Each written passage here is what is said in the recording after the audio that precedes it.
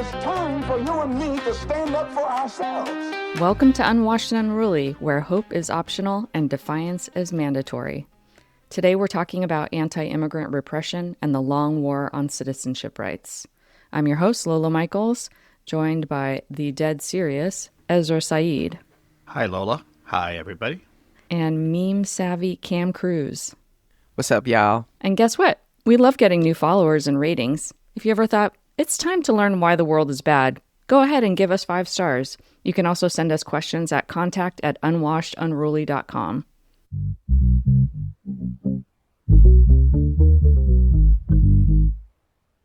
$170 billion. That's the war chest for ICE, the federal paramilitary force unleashed to raid, cage, deport, and terrorize the most vulnerable, and anyone who gets in the way.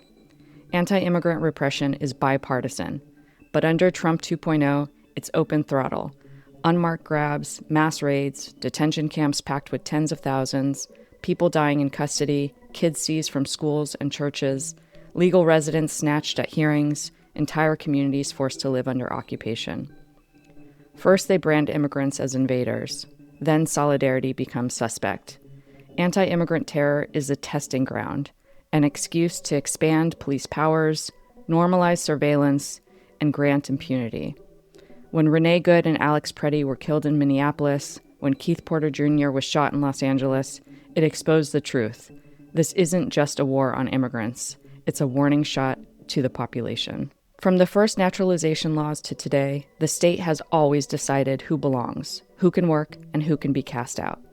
Birthright citizenship, the 14th Amendment, equal protection. Democratic rights and the privileges of citizenship embodied in the Constitution were won in struggle, and they can be stripped away in crisis. What we're seeing now reopens a question the ruling class has never settled. Who counts, who has rights, and who can be thrown out when the system is obsolete?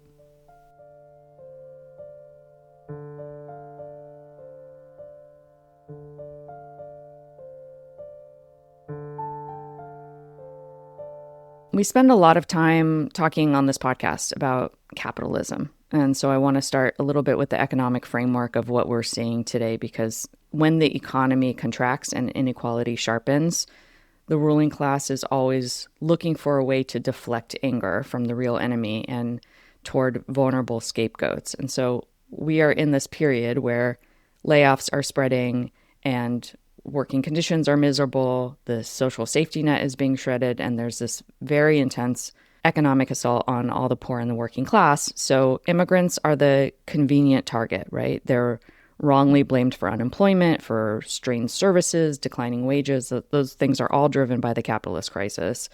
And immigrants are easier to isolate, to criminalize, to strip of rights.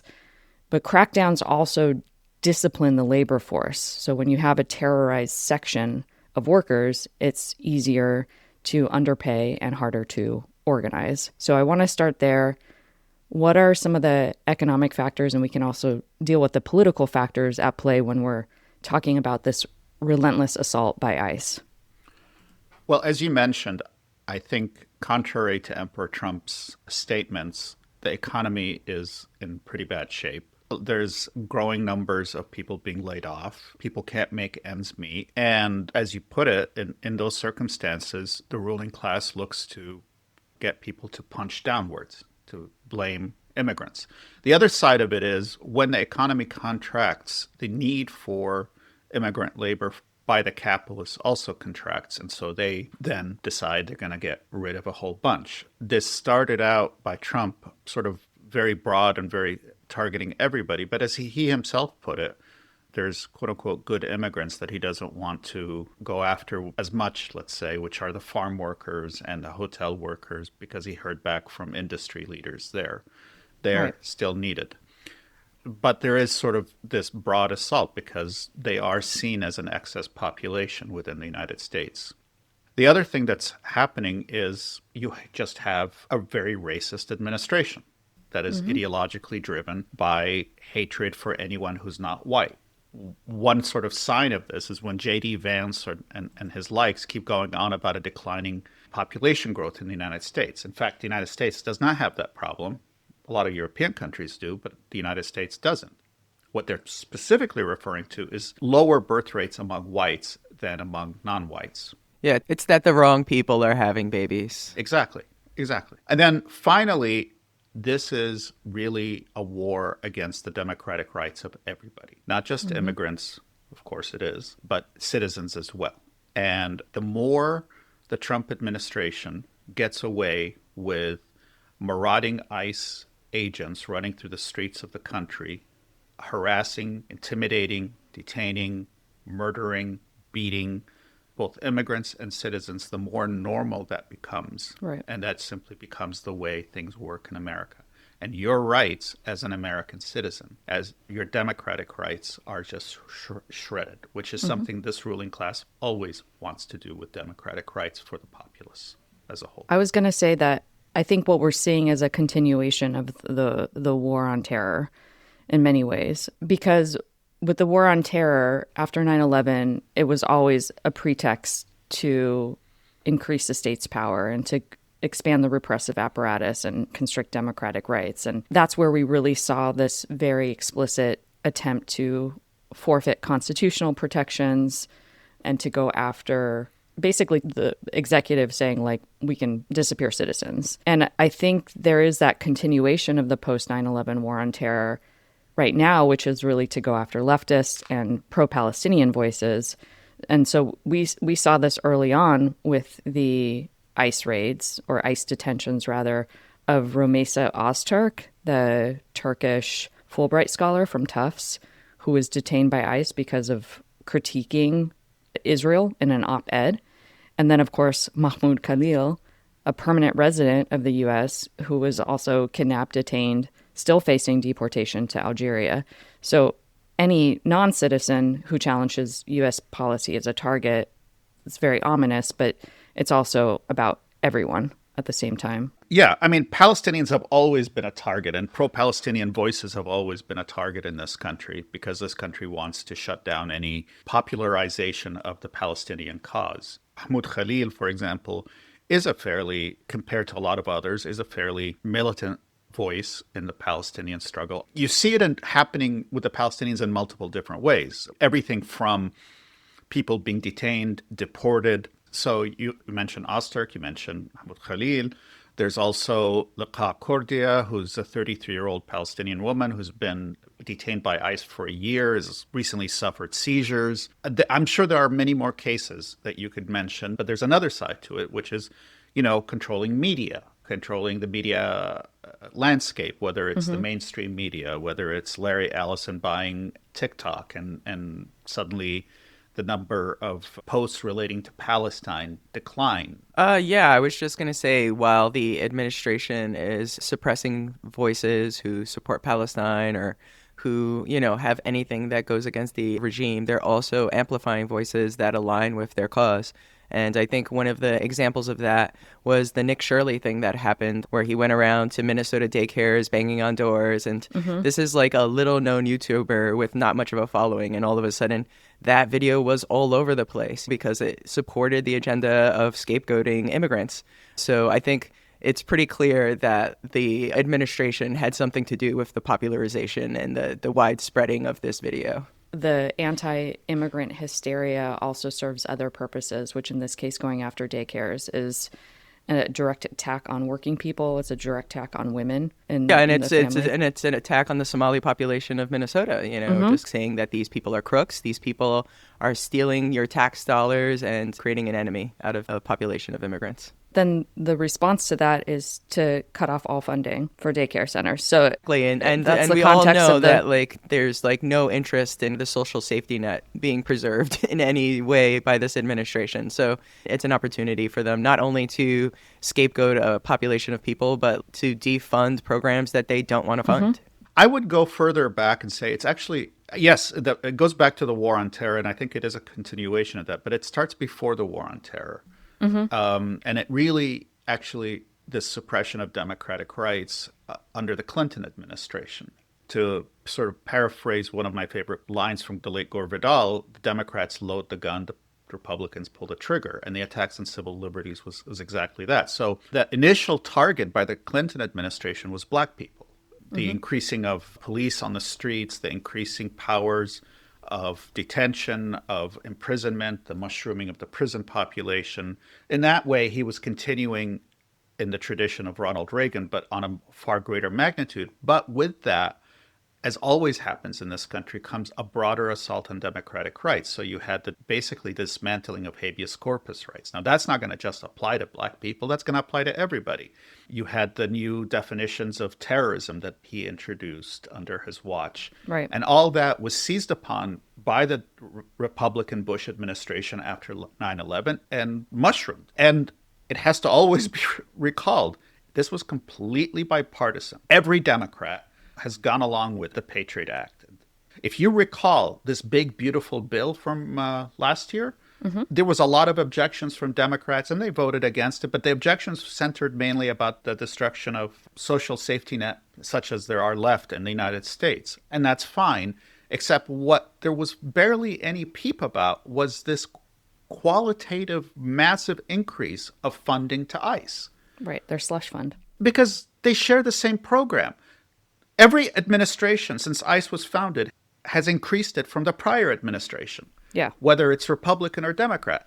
Now, granted, Trump increases it on a level where it's like a paramilitary or a military force, and we'll come back to that later, but they didn't really object to that. Yeah, I think that's one of the funny things about all this is the Republican Party is really trying to brand the Democrats as the pro-immigrant party, the party that opened the doors, that opened the floodgates for immigrants. But it's really not the case at all. Like, it's totally a bipartisan thing. Obama was the deporter in chief during his time. Like, Obama still holds the record. Trump may catch up, but Obama still holds the record. Yeah, but I don't think that Trump's deportation drive is really about numbers in that sense. Like, it's really about amping up the shock and awe policing. You know, anyone who looks Latino, anyone who's brown, you can be abducted at any moment. You know, these agents are given the green light to cause chaos explicitly without any pretense of accountability. They're this extrajudicial terror that you can get swept up in an unmarked car and go to an undisclosed location and go to a torture camp. At your child's graduation. Yeah. Like, there's a terroristic element to the way that this campaign. It is supposed to imbue people with terror. Those scenes you see out of Minneapolis and before them out of Chicago, and if rumors are correct, New York and Southern California are next. We'll see. People running around with their whistles screaming, ICE is here, and then getting attacked. It just gives you a taste of the terror in neighborhoods that's being felt. You mentioned the murders by ICE in the street of protesters. Nothing's going to happen. No punishment, not even a pretense of a punishment, not even a pretense of an arrest, not even a pretense of a trial. None of that. You know, you hear so many cases, whether true or not, of supposedly some guy gets let off on a technicality because the cops didn't read him his Miranda rights or something like that. There's no Miranda rights being read to anybody. It's just unfiltered terror against the populace as a whole, wherever they go. And it's like everybody's saying there, which city is next to have a war declared on it? They basically have normalized paramilitary forces running through the streets of the country, terrorizing the populace. Now that's normal. You know, you can't talk back to them. You can't do anything. You're supposed to just obey their orders like they are gods from Mount Olympus. And if you disobey, they have the right to basically kill you. And it's everyone. It's not just immigrants. It's everyone watching, kids included. I think this is why people are reaching for these historical comparisons and comparing ICE to the Gestapo, not only because these ICE agents are being massively recruited in alt-right Nazi circles, but they're being completely politically protected, and there's no pretense of even damage control with like a slap on the wrist or anything like that. I want to start off playing a clip from Rene Lickman. He was a Holocaust survivor, and his citizenship was in question by a commanding officer in the U.S. Army. When he gave a presentation, this clip from him speaking, this is in 2017, okay? So it's Trump 1.0. It's when Michigan was entertaining a bill to allow police to act as federal immigration officers. And he drew parallels between the anti-immigrant terror and what he saw growing up in Nazi-occupied France. So remember, this is in 2017.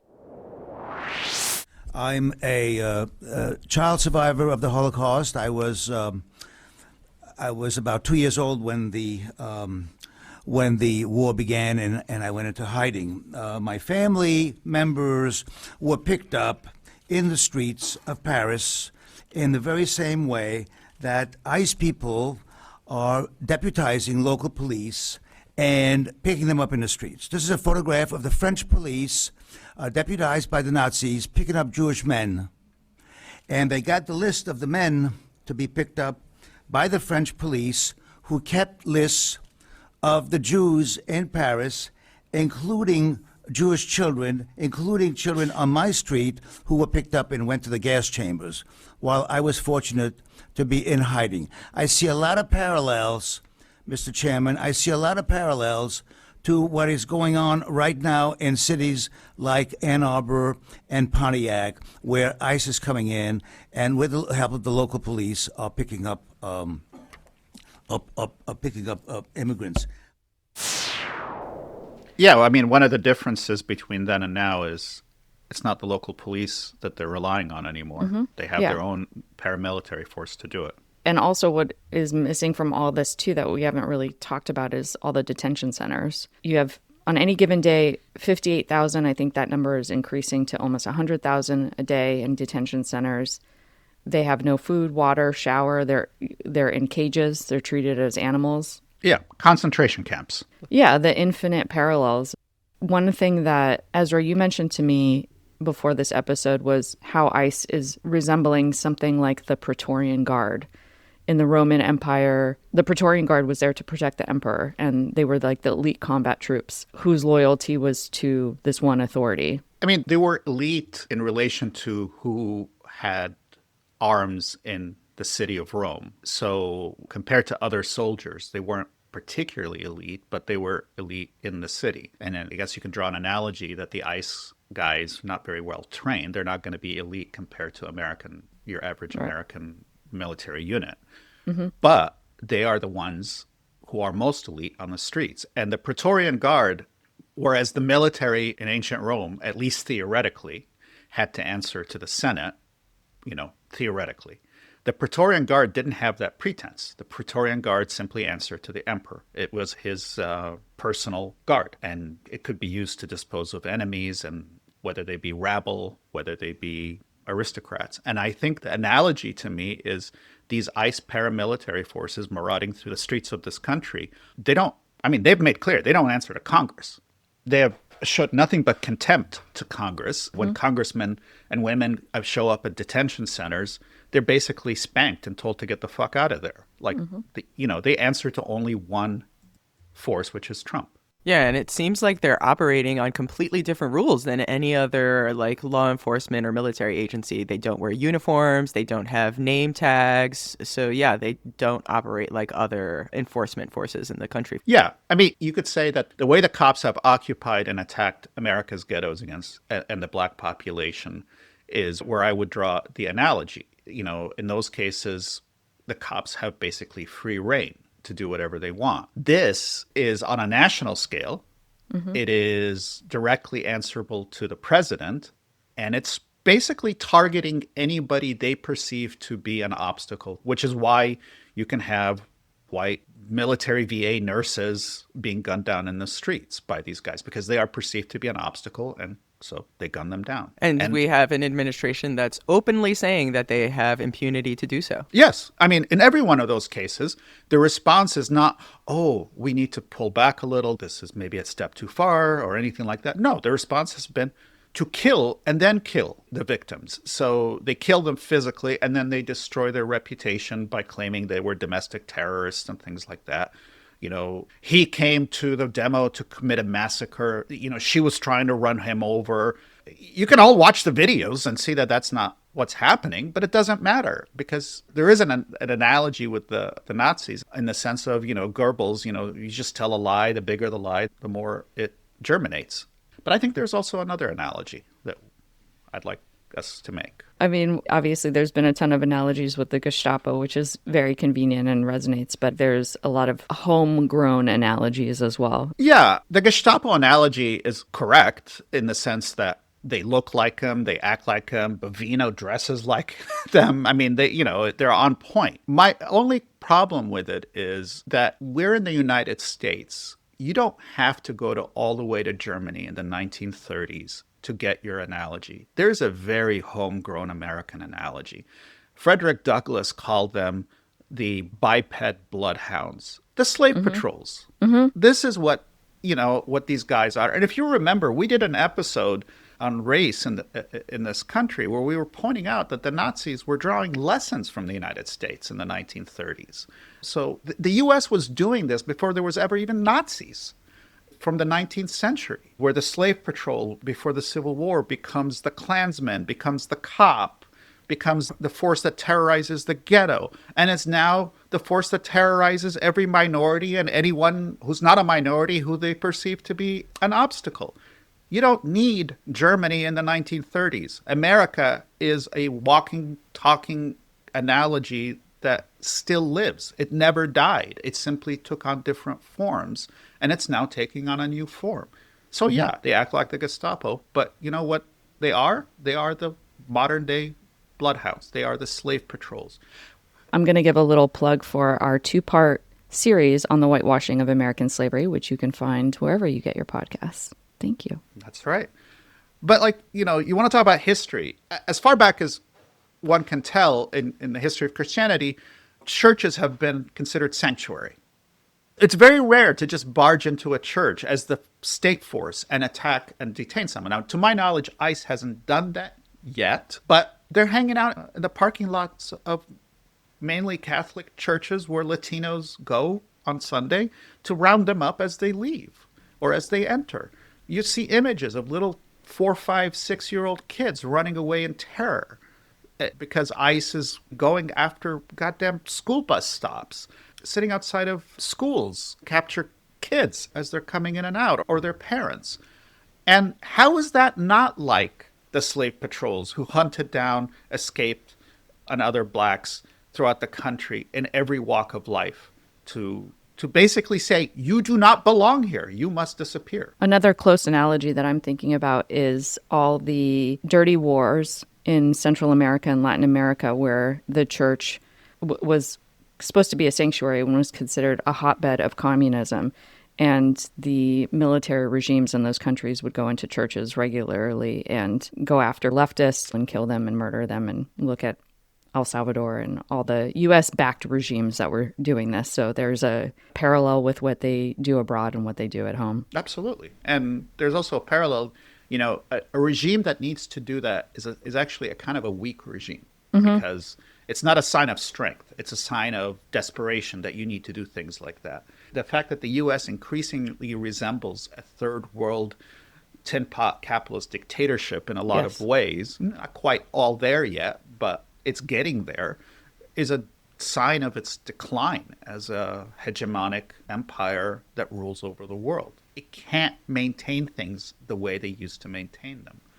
And so it resorts to these sort of crude methods that are usually the preserve of the crudest dictators. You mentioned Goebbels, and this administration is full of white nationalists, especially Stephen Miller sounds like Nazi propaganda minister Goebbels all the time. I mean, he explicitly uses the invasion rhetoric. He said that immigration is a civilizational threat. That's how he frames it. So all the language is very similar. And part of the recruitment to ICE is we need a racially pure country. America has changed. It's being invaded.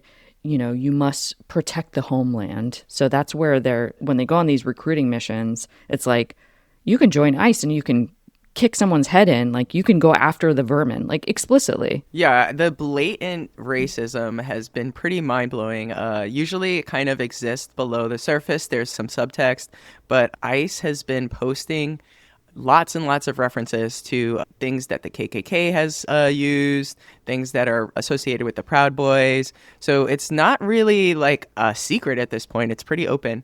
Last year in August, ICE posted a picture of Uncle Sam And the caption for that picture was, "Which way, American man?" And that is a reference to a book by an anti-Semitic guy that's just full of racist bullshit and is embraced by neo-Nazis. They have another one with George Washington, and it says "America for Americans," and that is a slogan that was used in KKK posters repeatedly. After Rene Good, there was a post that had the quote, "We'll have our home again," and that is a lyric from a white nationalist band that is embraced by the Proud Boys, that they sing their songs at like Proud Boy meetings. There was a meme going around in white nationalist groups of a dog whistle beside some of these posts. The administration is harnessing people's racism. They're like calling on the scum of this country to come out and kick some people's heads in. Going back to some of the ads that you mentioned, can we just talk about the aesthetic for a little bit? Not only the mottos, but there's kind of like this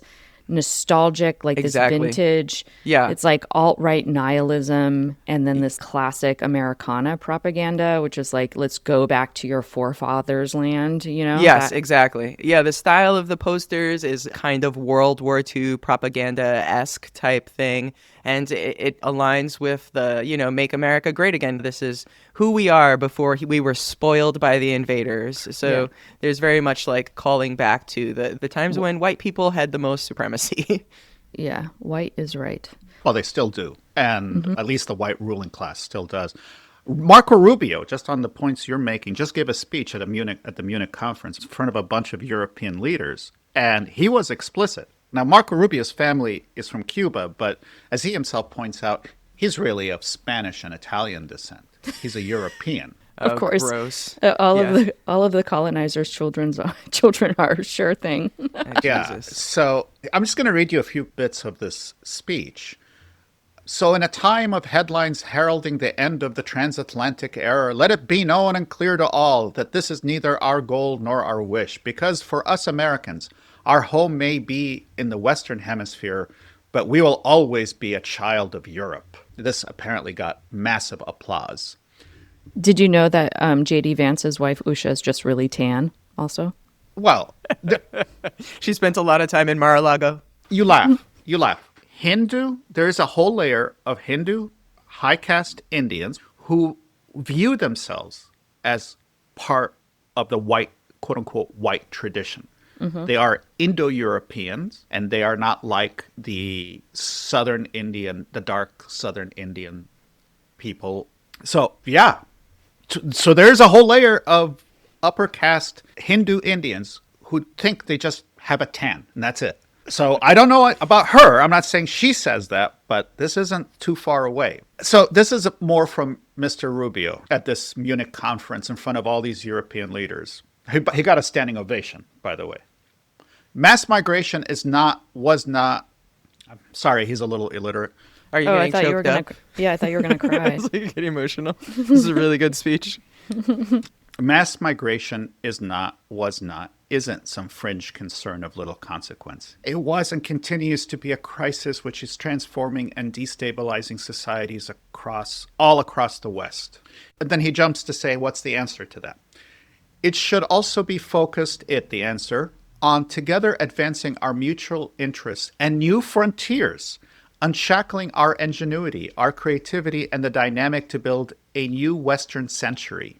And he goes on to say, before the end of the Second World War, the West had been expanding. Its missionaries, its pilgrims, its soldiers, explorers, pouring out from its shores to cross oceans, settle new continents, build vast empires extending out across the globe. But in 1945, for the first time since the age of Columbus, it was contracting. Europe was in ruins. Half of it lived behind an iron curtain, and the rest looked like it would soon follow. The great Western empires had entered into terminal decline, accelerated by godless communist revolutions and by anti-colonial uprisings that would transform the world and drape the red hammer and sickle across vast swaths of the map in the years to come. Now, I listen to that and I say, that's a good thing. He does not mean it as a good thing. You're like, bring out the hammer and sickle, baby. But this is basically a speech of long live white civilization, which I have to say in passing, there's no such thing.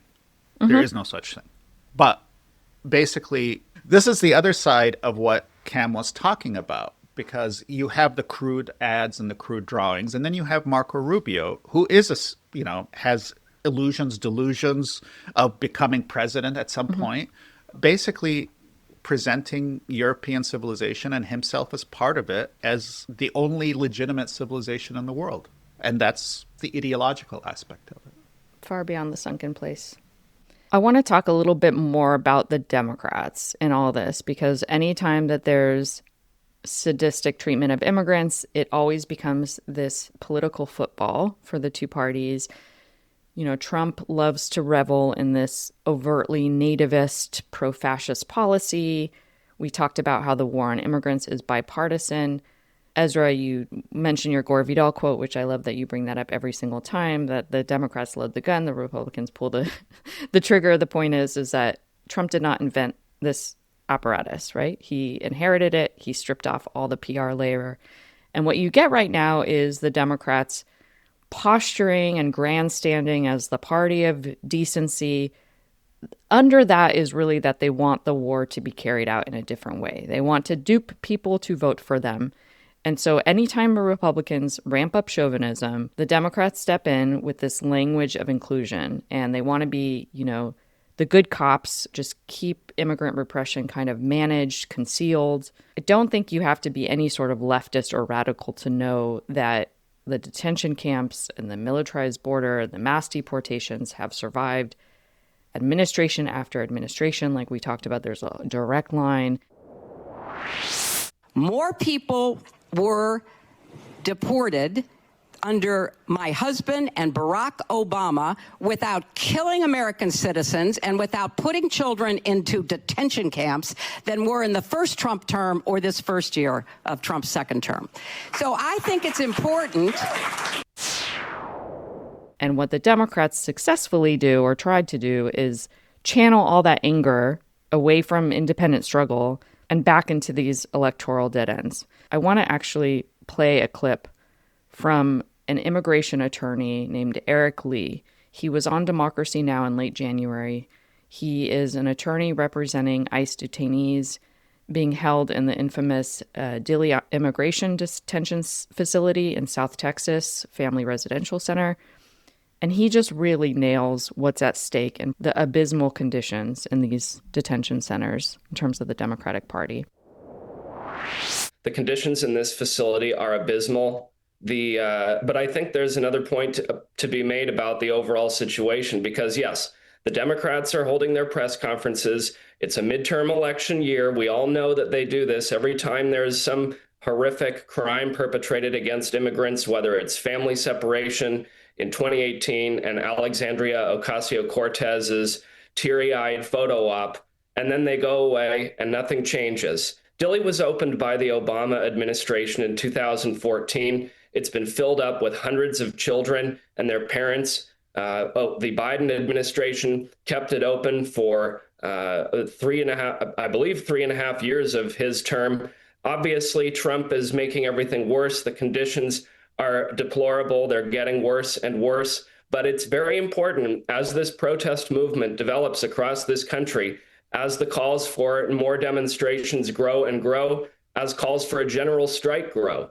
The Democratic Party is as equally responsible as Trump for creating the infrastructure of mass family and adult detention in this country. And it is necessary that this protest movement stay 100 miles away from the Democratic Party and develop its orientation to the working class. That's the only way that Dilley is going to be shut down, that the families inside, like my clients, are going to be freed. And that has got to be rule number one with these protests as they develop going forward. Hear, hear. Thank you, Eric Lee. So yeah, I don't know if this is like taking us a little off the track, but I think it's interesting to think about the history of detention centers in the early 1900s when there was a lot of immigration happening through San Francisco and through Ellis Island.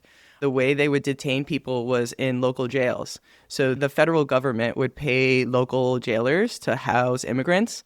And because they were making money per head, each person they detained, they would get X amount of dollars. The jails soon became overfull because it was an opportunity for local municipalities to just make some federal dollars. And so from the history of detention centers in this country, since when they first began, the conditions became deplorable really quickly. And almost all of the detention centers we're using now are also privately owned. So there's a lot of money to be made. And there's just like a long history in the U.S. of profiteering off of incarceration and, you know, just deplorable conditions associated with that. So I'm glad you mentioned that, because there's a whole other side to this, which is the private detention center or the industry. It's just like you have the private prison industry. And in the case of detention centers for immigrants, you start getting private ones under the Reagan administration in the early 1980s. But they are relatively modest in size and relatively modest in usage. The real explosion of immigrant detention centers. Let me guess. Please do. Clinton. Yes. Yeah. 1996. There's a couple of laws passed by Congress. One is called the IIRIRA. That's a mouthful. Oh my God. Bill, and the other one is called the AEDPA bill.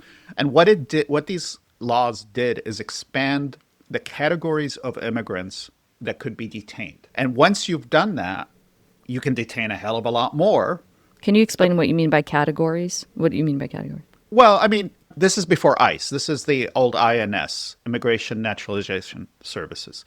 So, for example, they tended to go after like somebody who entered the country illegally, maybe committed some low-level crime or something like that, and that's who would get rounded up. Or as we talked about, a contracting of the economy, and they deport a number of migrant laborers that they know about in construction or in the hotel industry or agriculture.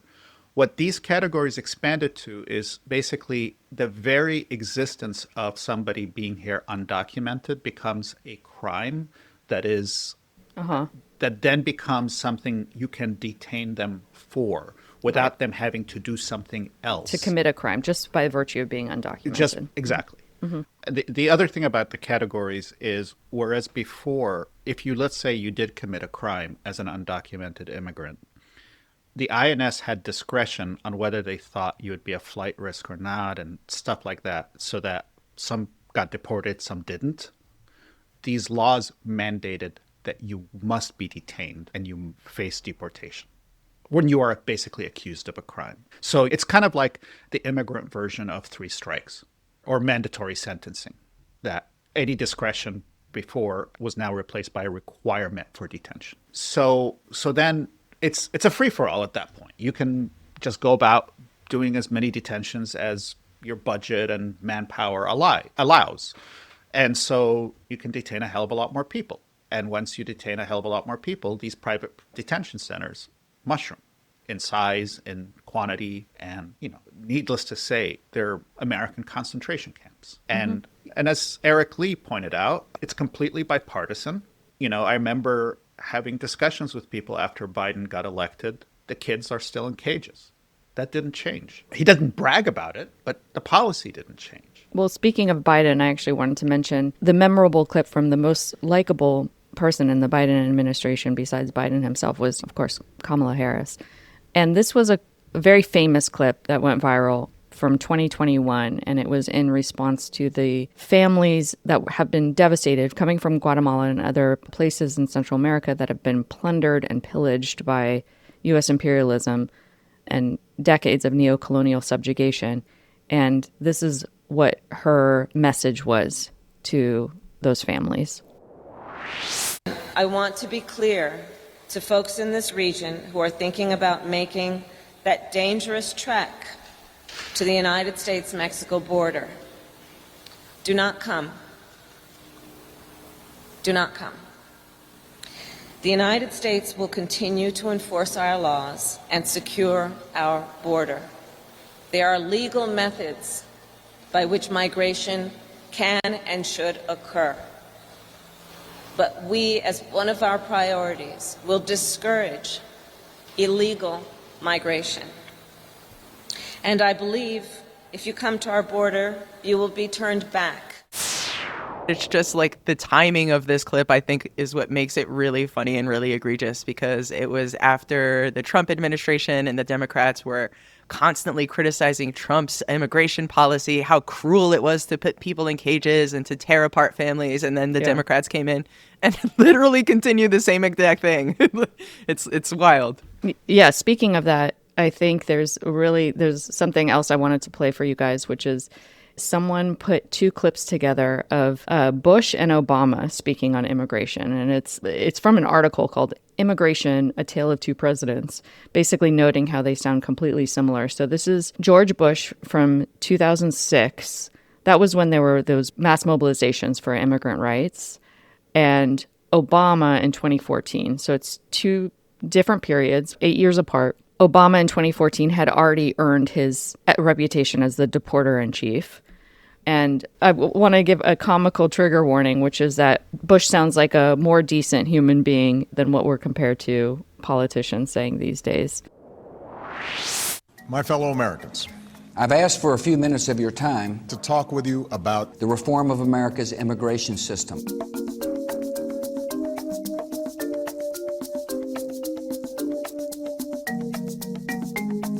We must begin by recognizing the problems with our immigration system. our immigration system is broken, and everybody knows it.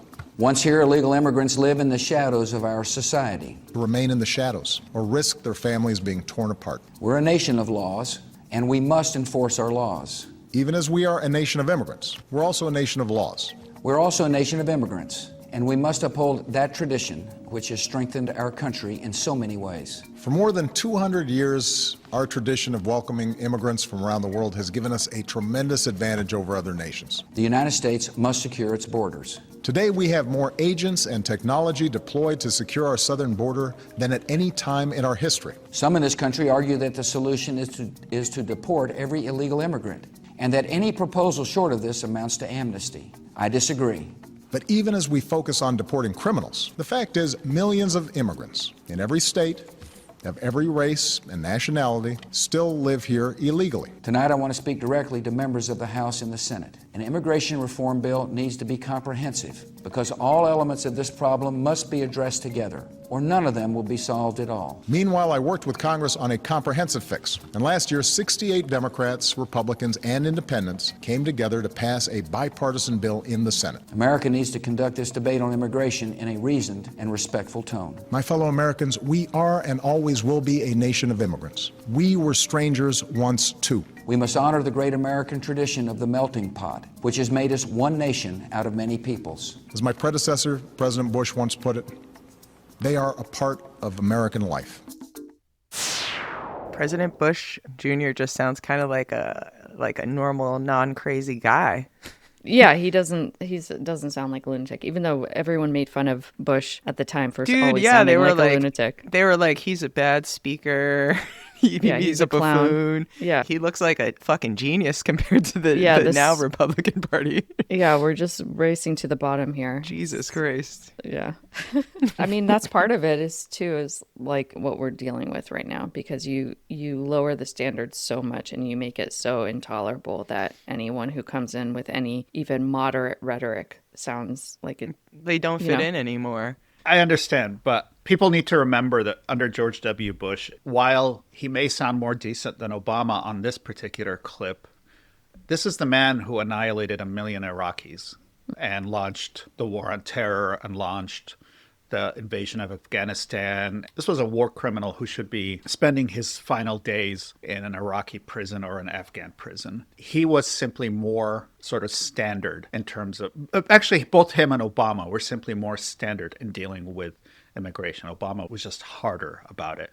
But the standard being, you close the spigot when the economy contracts and you open it when the economy expands.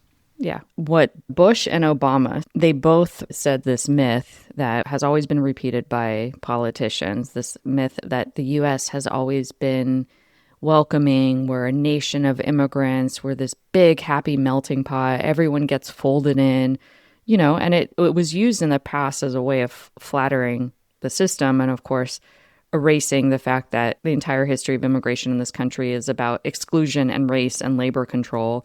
And so, yeah, what you said, Ezra, like when capital needs workers, like Mexican laborers for agriculture and railroads and Chinese laborers for mining and construction, then of course the borders were more porous or, policy was more lax.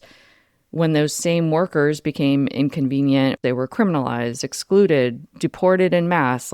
So this melting pot myth is really important to debunk because the U.S. has always been very selective about who is counted as an immigrant who's worth welcoming. And it's always been about the needs of capital more than anything that has to do with supposed equality or democratic rights or anything. Yeah, I mean, and there's multiple examples throughout American history, from the Chinese Exclusion Act to the infamous 1924 law that restricted immigration from mainly European, undesirable European countries or undesirable European regions, as they put it, like Jews or Greeks or Italians, because they hadn't been considered fully white yet. They weren't black, but they weren't fully white either. And it was under the auspices of the 1924 law that Jewish refugees couldn't escape Nazi Germany to the United States. You had in the 1930s mass deportation, I think of 1.5 million, or I may have the number incorrect, of mainly Mexican workers. Right. This is amid the Depression, including many of them being citizens of the United States, were just rounded up and deported. That was the repatriation campaigns. Yeah. Right? So this idea of America as a welcoming place for immigrants is a myth that, like you said, is used to flatter the system. The reason the current administration doesn't do it is because they're straight out racists who simply want immigration from only white countries, only West European countries. And so white South Africans. Yeah, exactly. Thank you for raising that. Exactly. White South Africans, the scum of the earth, are the Afrikaners who chafe under the idea that they could be living under a government dominated by the overwhelming majority of the country. Mm-hmm. They're welcome here. So this administration has gone the different route, like that Rubio speech of immigration is not the thing that built our country and the cornerstone and all that stuff. Mm-hmm. No, immigration is a mortal threat to the United States and to West Europe. And they could say the melting pot in the past because they were always referring to immigration from European countries. Mm-hmm. That's what they meant.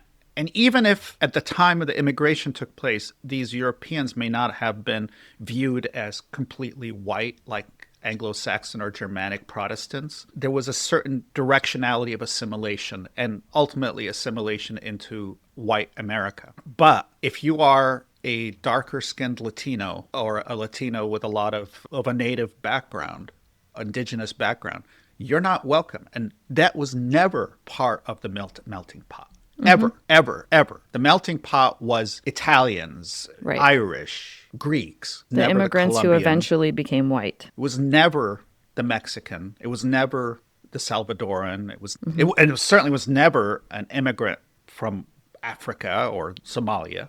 That was never part of that mythology. It was the same thing around Haiti when you had the decimation of Haiti and the backing of military regimes, the complete destruction of that economy. And it's like all these regulations about Haitians coming to the U.S. And meanwhile, other groups that are politically aligned with the U.S., like counter-revolutionary Cubans after the Castro regime. I mean, it's always been politically motivated who is considered a good immigrant versus a quote-unquote bad immigrant. Yeah. And just in terms of Cubans, to go back to Mr. Rubio, whose family fled before Castro came to power, there were two kinds of Cubans who were fleeing after 1959. One was straight-out counter-revolutionary bourgeois elements who were rightly going to face justice under the Castro government and nationalization and collectivization of land. But the others was the sort of thin layer of well-off middle classes in Cuba who were almost all white, who left because the Castro government granted full equality and rights to black Cubans. And they didn't want to live in a country where their neighbor could be a middle-class black Cuban. Also, the literacy campaigns. It was like, we can't have these peasants reading books. Yeah. So that's who America welcomes. Yeah.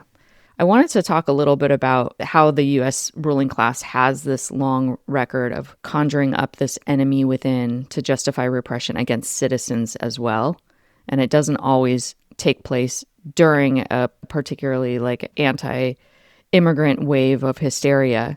But let's talk about this in the context of Rene Good and Alex Pretti in Minneapolis, because I think that shook a lot of people. They weren't undocumented migrants. They were legal citizens, and it's not that their life is more valuable. It was that citizenship did not protect them from being murdered. And so you have a white lesbian targeted because she was defending immigrants and because she was gay, a VA nurse, Alex Pretti, who was armed, who was gunned down after stepping in to help someone else pushed by agents. I think what you have with Trump and the language that he used to condemn Rene Good and Alex Pretti, they're professional agitators, they're violent. This is just part of the stripping away of rights for anyone who is somewhat defiant against U.S. rule. This is not particularly new in the context of U.S. history. You go back to the 1920s, the Palmer raids, right? The first Red Scare, where thousands of suspected radicals, and this included U.S. citizens, were arrested without warrants. They were held without due process. Of course, immigrant radicals were deported, but citizens during that time were prosecuted under sedition laws and stripped of constitutional protections. The World War II internment of Japanese Americans. You have 120,000 people of Japanese ancestry incarcerated in these internment camps, and 2/3 of them were citizens. During the Civil Rights Movement, activists beaten and murdered by either the Klan or the FBI or both for challenging segregation. During the Vietnam War, Kent State, it was white college protesters shot demonstrating against U.S. imperialism. So it just goes on and on. I mean, I've seen a lot of posts about Pretti and Good and the fact that, oh my God, white people are feeling this now. I mean, there's no reason to mince words. One of the reasons it stands out is not just that they were citizens, they were white citizens. And they were gunned down. And not only were they gunned down, they were then demonized afterwards. And this isn't something, I believe there's a misconception here. Being white shields you or immunizes you, to use that term, from the day-to-day terror that the state inflicts on mainly black people, but also, depending on the situation and the time, other non-white populations. But being white does not shield you from the state when the state perceives you as an enemy or an obstacle. Right. And there are numerous examples that you touched on a few. If you talk about the Battle of Blair County in the early 20th century, which was a major labor strike where people were killed, actually, to be on both sides. This was, I think, as far as I know, an entirely white labor strike. The workers were all white. We talk about the strikes in the 1930s that built the industrial unions in this country when workers were killed. Almost all of them were white. You mentioned civil rights activists. Obviously, black civil rights activists were killed, but so were white ones. It goes on and on. Being white shields you from the day-to-day violence, but doesn't shield you from when the state sees you as an enemy. When the state sees you as an enemy, you are an enemy. And it certainly doesn't shield you when you're engaged in class struggle. Right. So that's just one side of it. The other thing I think it's important to note is this country was founded on the premise in its founding that those who own the country should be the ones to run it. In other words, the franchise was limited to property-owning white males.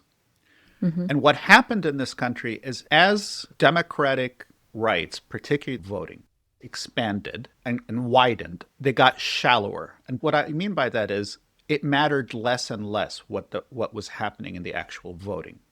I'm not saying this to say that the franchise is unimportant. It's an important democratic right that people have fought and died for. But it's how the bourgeoisie, the ruling class, responds to the expansion of the franchise. You're going to vote between the two choices we give you, between the politicians that we hand you. And it gets entrenched more and more and more by the time you get the Civil Rights Acts and the Voting Rights Act, which have now been more or less gutted. The Democratic Party by that point starts to act as the party that takes in the disgruntled and feeds them lies. And the Republican Party is just the party of kind of white racist reaction. But in American history, the expansion of democratic rights has been translated by the capitalist rulers into them meaning less and less. And in a certain sense, I think the bulk of the American populace understands that, which is why the biggest voting bloc are those people who don't vote, because there's a sense of it doesn't matter. It doesn't matter. Mm-hmm. It doesn't matter who you vote for. It doesn't matter what you vote for. They're going to do what they're going to do. Yeah. Because this country is run by a ruling class. It's not run by the people. And it's certainly not run for the people. And so if you think about that as you have a ruling class that faces pressure to grant more rights, but as soon as they grant them, they look to take them away. Yes. Think of the Voting Rights Act as an example. Then there's very real logic to what's happening right now in terms of the attacks on the democratic rights of everybody. The rights that they were forced to give you in a period of intense social struggle, they're going to try to take away now. And they are taking them away. I don't believe if supposing the next administration is a Democratic administration, they may not do things the same way, but what has got they're not going to bring away, any of those back. Right. What has become normalized will remain normalized. The way I envision it is that when you talk about democratic rights, the main rights that the ruling class, the capitalist class, is committed to is its right to hold property, to own the means of production, to exploit labor. And then all those other democratic rights under bourgeois democracy, like, free speech and trial by jury of one peer, all of that's been fought for and struggled for, it can only be maintained through some sort of independent action outside of the system, because those things are all reversible. I mean, that's really what we're dealing with right now with the attacks on the 14th Amendment and the birthright citizenship, which has been explicitly under attack in this administration. Yeah, they're all reversible, or they only apply to that class. That's the other thing.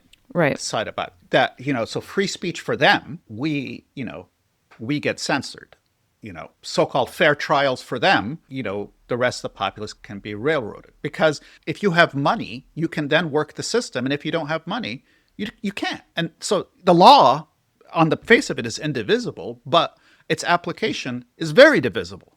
And that's just the nature of capitalism. The law, insofar as it restricts the populace, and insofar as it grants to the ruling class. Let's talk a little bit about the 14th Amendment, because as we wanted to do in this episode is take this back to some of the war on citizenship, which was kind of always in this country a battlefield, first against British rule, then against the Southern slaveholding class in the Civil War, and later through explosive class and social battles in the 19th and 20th centuries. As you were saying, Ezra, the promises of those rights were always clawed back. So after the 14th Amendment granted citizenship rights to, quote, all persons born or naturalized in the United States, which, by the way, did not include Native Americans. They weren't citizens until 1924. Promises to Black people were clawed back. After radical Reconstruction was defeated, that citizenship for Black people was mostly on paper, right? There was Jim Crow, lynch mob terror. They were second-class citizens. So it was always about policing who got these rights. And then if you think about it, citizenship as a whole is actually a recent victory. So in 1967, Afroyim versus Russ, the Supreme Court case, basically said that the government couldn't strip citizenship involuntarily. So before 1967, Congress had broad powers to revoke citizenship for certain acts.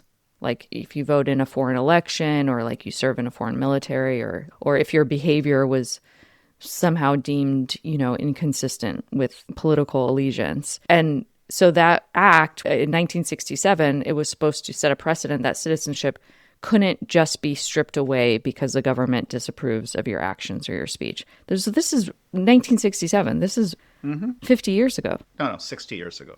Yeah, 60 years ago. So, I mean, we're talking about in the last 60 years winning a very recent victory that's already being reversed before our eyes. I didn't know about that Supreme Court decision. It makes sense that it happened in 67 amid the upheavals of the civil rights and Vietnam anti-war movement. And it makes sense that they've been chipping away at it and trying to take it away now. I mean, the Trump administration has made clear it wants to strip citizenship from people that hold views that they don't like. And if I were to summarize what's happening right now, I would say it's as much about the diminution of democratic and citizenship rights as it is about the deportation, detainment, and terrorization of immigrants.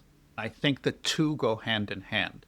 What the ruling class gets away with vis-a-vis the most vulnerable, the most despised of the population is a precursor of what they have in mind for everybody. And where Trump stands out is the precursor is not very far away from the cursor itself.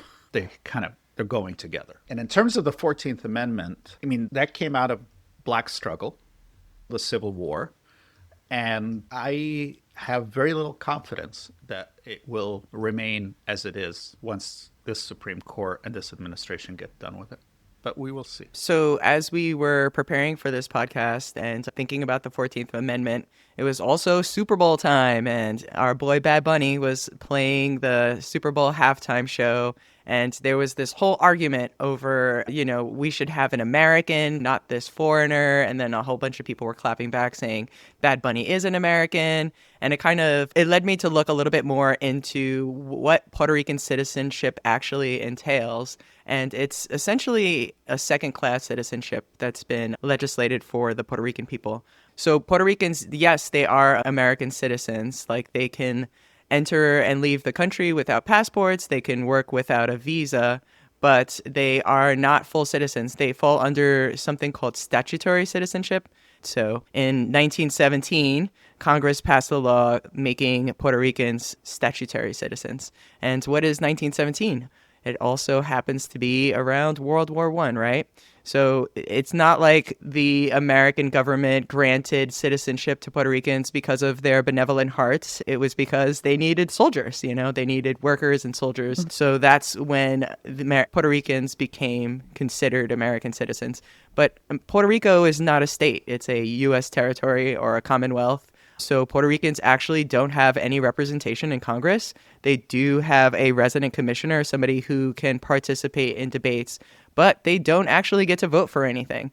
If you're a Puerto Rican person, an islander who has a permit, who lives permanently on the U.S., you can vote for president, but otherwise you don't really get any say. So yes, you are technically an American citizen, but you are a second-class citizen. You don't get the rights of a full United States citizen. Yeah, and I think the Bad Bunny stuff just shows the point, which is like that citizenship is considered to be only for whites. Like, oh, we have these colonial subjects and they're Latino and they're singing in Spanish and they're American citizens, but they're really not, and they have to stay in their place. Like, it's all about keeping their colonial subjects in their place. Yeah, and to say they're Americans is false because, like you said, they are Spanish-speaking people with a different history and a different culture. And Puerto Rico exists just for exploitation reasons, just so they can kind of suck whatever resources they can from the island to provide a tax-free place for businesses to operate. None of it benefits the Puerto Rican people, and all of it is meant to benefit the mainland America. I find both sides of this debate to be wanting. One side is entirely racist, and I got really nothing to say to them. And the other side that keeps responding, well, they're American, they're American. No, Puerto Rico's a nation.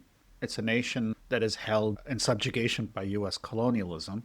And on the one hand, I can understand the reticence of many Puerto Ricans to actually fight for independence because God help you if you're a Caribbean country that is up against the behemoth called the United States. I mean, look at what's happening to Cuba. Look at what happened to Haiti. And so it's a separate nation and it should have its independence, and its independence should not be contingent upon the U.S. marauding through the Caribbean, but that requires a fundamental change in the U.S. itself, a social revolution. I want to talk a little bit at the end of this episode now about labor and the fight for immigrant rights and against ICE. When we're talking about the period today of the intense anti-immigrant hysteria and nativist reaction, it's not unique in history. The ruling class has always whipped up racial and ethnic hatred as a way to keep the working class divided and to pit workers against one another, to weaken its ability to struggle. We're in a moment in U.S. history where union membership is at very historic lows. Immigrants make up a growing share of organized workers and even a larger share of those doing the most dangerous, low-paid and precarious jobs, and undocumented workers in particular are forced into the worst conditions and then blamed for them.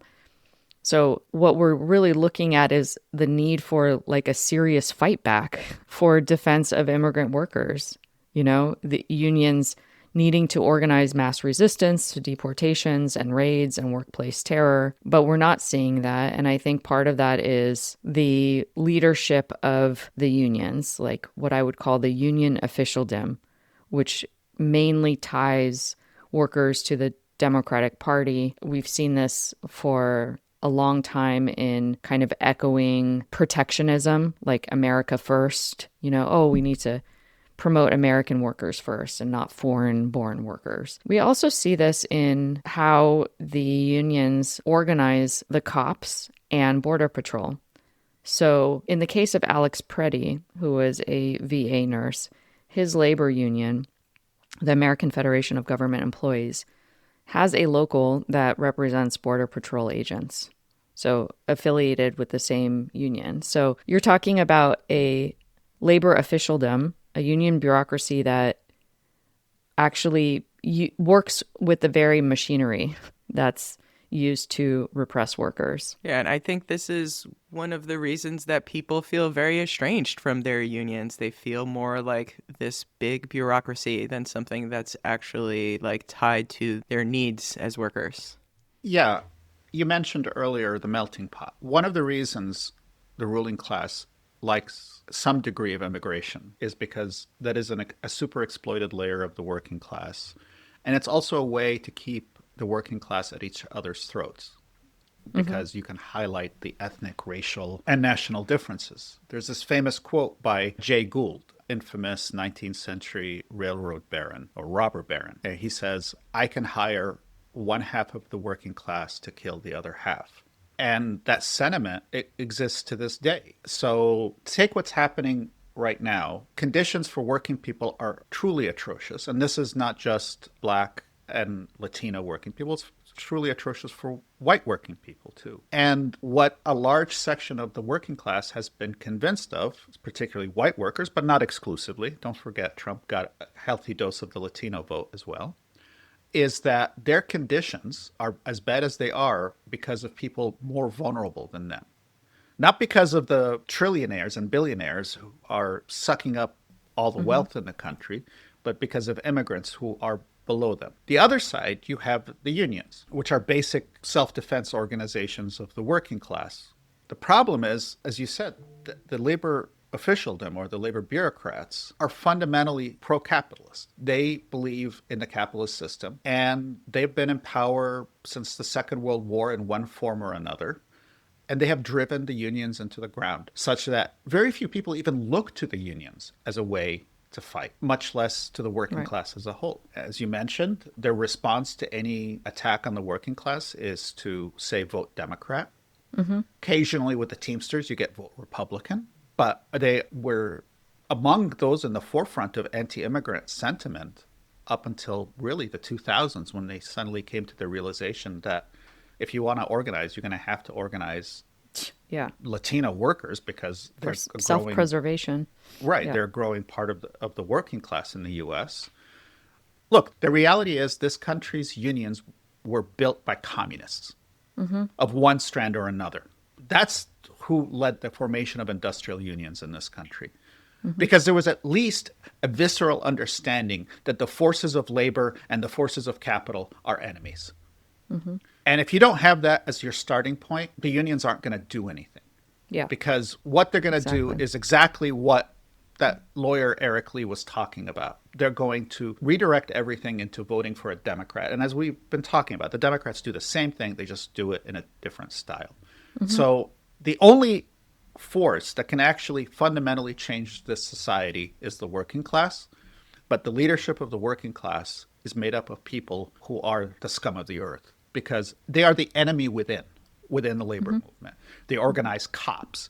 They organize border patrol. They have no strategy to fight.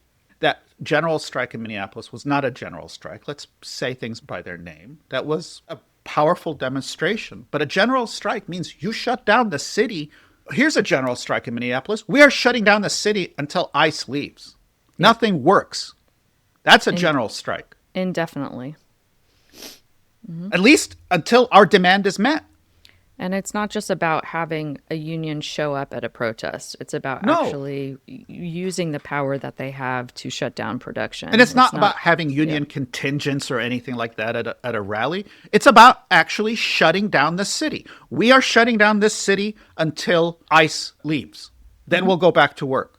And had that happened, that would have been a signal to all the other cities in the United States on how to deal with these marauding goons. And a strike like that is going to be integrated, and it's going to be a show of force because of the fact that it's going to take up the struggle of the working class and immigrants side by side. But I think the integration point is the key thing, because that's when you actually break down those false divisions that the capitalist class promotes and pushes. And you give the working class as a whole, white, black, Latino, immigrant, native born, a sense of its power. If something like this succeeds, they have a sense of their power. They have a sense that they can actually run things, not just be beholden to what the crumbs that the capitalists throw at them. But that does require a struggle within the unions to get rid of the fifth column that occupies the union leadership.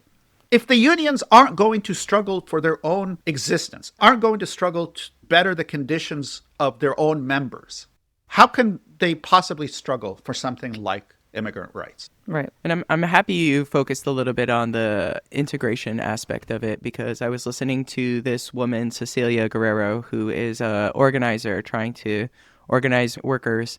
And one of the things that she points to is how racism is harnessed by employers. There's racial segregation within many industries that employers capitalize on to keep their workers divided. One really good example she brought up was restaurants. Restaurants will generally have a host who's like a young woman who's maybe in college, and then they'll have a bunch of waiters who are also like college educated, tend to be lighter skinned people, and then the back of the house is all undocumented workers or maybe people of color with criminal histories. And whenever there is something to be fought for, some sort of something to organize around, the people at the front of the house, they don't relate to the people in the back of the house.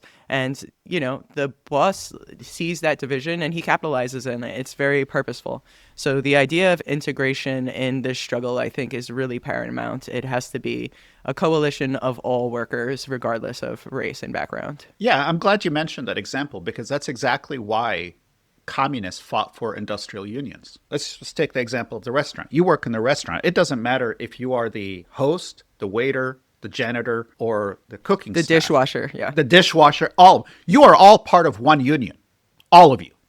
And when that union goes out, you all go out. There's no such thing as a strike of just the hosts. There's no such thing as a strike of just the dishwashers. That's a simplified example of the old craft unions that still exist in this country. But the industrial union is one out, all out. And it was precisely because of that. It was also, because of racial divisions. The black workers got the worst jobs. The white workers got the better jobs. No, we are all members of one union, one local. You all go out together, and you all come back together. Yeah, exactly. And this is a struggle that is as old as capitalism. Is if you look back, you can find old letters that Marx is writing to a friend about the English workers and the Irish workers. The English workers blaming the Irish workers for their problems, and like the division being sown there to the benefit of the capitalist class. Right. You're absolutely right. And the example you referenced, in the view of the Irish worker, the English worker is a stupid slave of his bourgeoisie. And indeed he is, until you break with your bourgeoisie. And so, yeah, the key is the working class, but you have to take it out of the realm of the individual worker. It's not just that individual workers may vote for this or that politician. They might. It's that as a unit, as a cohesive collective, they are led by people who sap all potential power of the working class. To go back to the Minneapolis example, when you call it a general strike, you're letting these bureaucrats off the hook, because they look at it and they go, okay, cool, that's a general. We don't have to do anything. Well, they also deeply pervert the word general strike by making it like a consumer boycott. Like, feel good about yourself because you don't buy from Amazon or you don't buy from all these corporations that are affiliated with ICE. But that's on a completely individual level and has absolutely no effect in bringing the system down. Yeah. It's completely atomized. And it's a little silly too, because everybody says, "Oh, take the day off from work, don't go shopping," but like everybody will go shopping a little extra the day before and then spend the day on Google and watching Netflix. So like really, Yeah. I think the key thing is consciousness, because the consciousness that exists right now, the working class in this country has a very, bourgeois ideology. There is a lot of myths around immigration that have been successfully pushed by the ruling class about immigrants stealing American jobs, not paying taxes, driving down wages, all this stuff. These are all lies. And there's a recycling of these myths in the unions, and that's why you need a different type of consciousness. Absolutely. So one of the things that get thrown around, and it's false, is that supposedly undocumented immigrants take up so much of social services and cost so much money and all this stuff. And the response to that usually is, no, look, they pay these taxes and they actually contribute more than they take. And the whole framework is wrong. This isn't the working class's economy. This is the economy of the bourgeoisie. It's the job of the working class to demand more of it, to demand more services, to demand more money, to demand more health Protections, yeah. More protections for everybody. When they say, where's the money going to come from? That's your fucking problem. It's your economy. We'll worry about it when we run the economy. But that's an effective method for them, because the idea is there's quote unquote finite resources, which is obviously not the case, because we just kicked off this episode talking about unlimited resources for lots of fucking things. $170 billion for ICE. It's crazy. $170 and $1.5 trillion billion. for the military is what they want to spend. Having spent $1 trillion before, now they want to spend $1.5 trillion. But we can't afford universal health care, guys. We just can't afford it. So there's plenty of wealth. The question is, they're distributing it as the bourgeoisie sees fit. And the answer to that is not to show that immigrants contribute more than they take. That means they're super exploited. That is bad for the whole of the working class. Because when wages are depressed for one sector of the working class, it depresses wages for everybody. Your job as the working class, your job as a union, is to fight for more. Yeah, not race to the bottom. Exactly. So in that case, what should the slogan of the working class actually be right now? Well, historically, one of the slogans that would get raised is full citizenship rights for all immigrants. And obviously, we should continue to raise that slogan, but we might want to modify to also include full citizenship rights for all citizens. But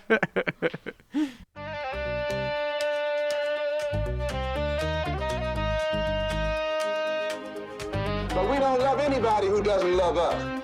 Thanks for listening to Unwashed and Unruly. Before signing off, tap that follow button and tune in next time for some more unhygienic takes.